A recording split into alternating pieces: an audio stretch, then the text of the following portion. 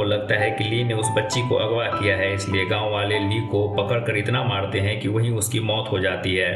मौत के बाद ली स्वर्ग पहुंचता है। स्वर्ग की महारानी ली की अच्छाई देखकर उसके पैर को नॉर्मल इंसानों जैसा बना देती है और उसे देवता बना देती है। पर ली देवता बनने के बाद भी जूता नहीं पहनता, अब उसे नंगे पांव रहने की आदत हो गई है।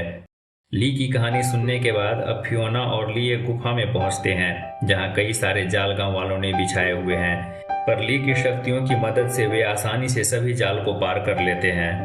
अब वे दोनों एक लकड़ी के पुल के पास पहुंचते हैं। ली जैसे ही पुल पर कदम रखता है, एक जोरदार धक्का उसे लगता है जो उसे पीछे धकेल देता है। दरअसल उस पुल पर बहुत सारे अभिमंत्रित घंटियां टंगी थी, जिस वजह से कोई भी देवता या राक्षस उस पुल को पार नहीं कर सकता।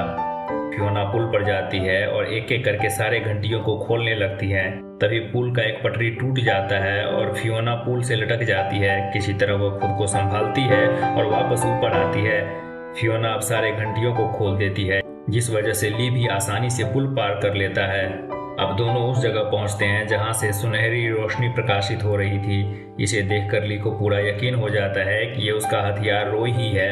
पर जैसे ही ली उस चीज को उठाता है, उसकी रोशनी गायब हो जाती है और ली देखता है यह तो एक अंडा है। ली को बहुत गुस्सा आता है। उसी वक्त वहां कुछ राक्षस भी पहुंच जाते हैं। उन्हें भी वो अंडा चाहिए होता है। चूंकि अंडा ली के किसी काम का नहीं होता, इसलिए ली अंडा राक्षसों को दे देता है। राक्षस अंडा लेकर वहां से भाग जाते हैं। यह देखकर फियोना बहुत दुखी हो जाती है, क्योंकि ये चीज उसके गांव के लिए बेशकीमती था। फियोना ली से उस अंडे को बचाने के लिए मदद मांगती है, पर ली उसे अकेला राक्षसों से लड़ने के लिए छोड़कर चला जाता है।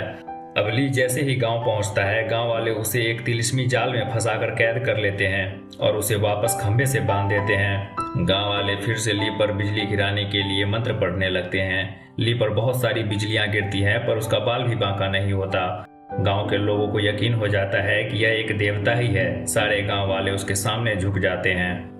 तभी एक गांव की बूढ़ी औरत कहती है, रुको, ये इस इज्जत के लायक नहीं। अपने हथियार के लिए इसने गांव वालों को राक्षसों के हाथों मरने के लिए छोड़कर चला गया। ली को फियोना का ख्याल आता है कि उसे तो वो अकेला छोड़ आया है पहाड़ पर राक्षसों से खजाना वापस लाने के लिए।